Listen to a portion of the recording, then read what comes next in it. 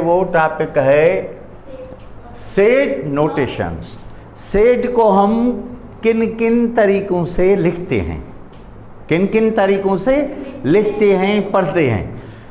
A set may be written in 3 different forms called notations, called notations. ठीक है, अब इसका जो फर्स्ट फॉर्म इसका क्या है? Descriptive notation. अब डिस्क्रिप्टिव ये है कि जैसे मैं कहूँ आपको कि नंबर्स को वर्ड्स में लिखिए, नंबर्स को वर्ड्स में लिखिए, तो ये है पूरा हमारा स्टेटमेंट होती है जो वर्ड्स में करनी पड़ती है पूरे सेट की। इसको कहते हैं descriptive notation. The set is described bye a statement. Statement क्या होती है? एक वर्ड्स में लिखी जाती है। And is not placed with in करली ब्रैकेट। अब ये जो सेट होता है डिस्क्रिप्टिव सेट, इसको तो करली ब्रैकेट में नाम देते हैं, लेकिन करली ब्रैकेट इसमें नहीं आती और ऐसे लिखते हैं जैसे वर्ड्स, नंबर्स को हम वर्ड्स में लिखते हैं। पढ़ा होगा ना छोटी क्लासों में, change numbers into words, words into numbers, ये वही तरीका है। अब the set of vowel in English alphabet, ये है set of vowel in English alphabet. तो इसको हम डिस्क्रिप्टिव फॉर्म में कैसे लिखेंगे A equal set of vowel in English alphabet. देखें जैसे यहाँ पे लिखा हुआ है वैसे ही यहाँ भी हमने लिख दिया, सिर्फ क्या फर्क आया, उसको एक नाम दिया कैपिटल लेटर से और इक्वल की निशानी लगाई। अब दूसरा हमारा फॉर्म कौन सा है? Tabular notation. इन टेबुलर, अब टेबुलर नोटेशन इसका सबसे आसान होता है, सिर्फ नंबर्स में लिखो और पढ़ने में भी आसान, लिखने में भी आसान। All the element of the set are listed, यानी उनको क्या करेंगे? लिस्ट बनाकर लिखेंगे। विद इन करली ब्रैकेट, करली ब्रैकेट में इनको लिखेंगे। And separated by comma. ये होता है हमारा कौन सा तरीका?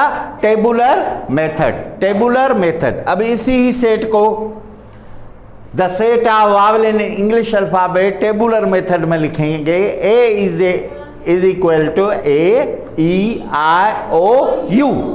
समझ में आई बात बेटा? बिल्डर नोटेशन, अब क्या होता है? Builder notation.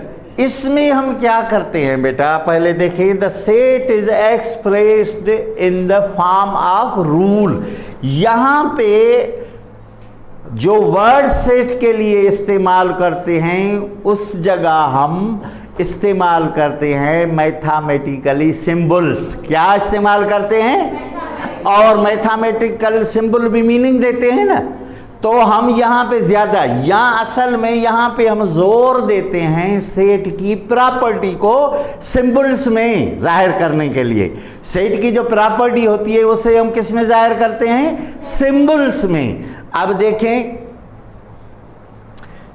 वो ही सेट है वावल वाला, इससे हम लिखेंगे A is equal to x such that x belong to vowel of English alphabet, vowel of English alphabet. ये तीनों तरीके हो गए सेट नोटेशन। अब हम कुछ मिसालें लेंगे। सी है 3, 6, 9, 12, 15, 18।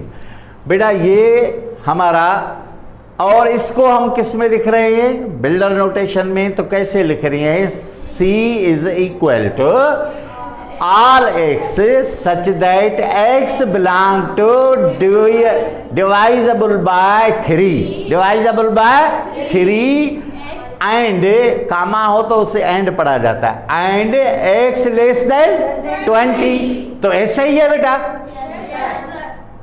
देखो हमने ज्यादातर क्या इस्तेमाल किया? नंबर सी, सिंबल सी हमने इस्तेमाल किए। और इसको अगर हम डिस्क्रिप्टिव फॉर्म में लिखेंगे तो कैसे? Set of divisible by 3 less than 20। तो ये इस तरीके को क्या कहते हैं? Tabular method. इसको क्या कहते हैं? Builder method. इसको क्या कहते हैं? Descriptive method. अब एक एग्जांपल और लेते हैं, B equal set of natural number greater than 5 and less than 9। ये कौन सा मेथड है? डिस्क्रिप्टिव। ठीक है, अब इसको हम लिखते हैं टेबुलर में, या लिस्टेड या टेबुलर। टेबुलर उसे कहते हैं। तो बी अब क्या है? Set of natural number greater than 5 and less than 9। तो 5 के बाद क्या होगा? 6 7 8, ये तीनों आ गए। तो इसको हमने लिखा किस नमूने में, किस तरीके में? टेबुलर में। अब क्या रह गया? अब बिल्डर नोटेशन।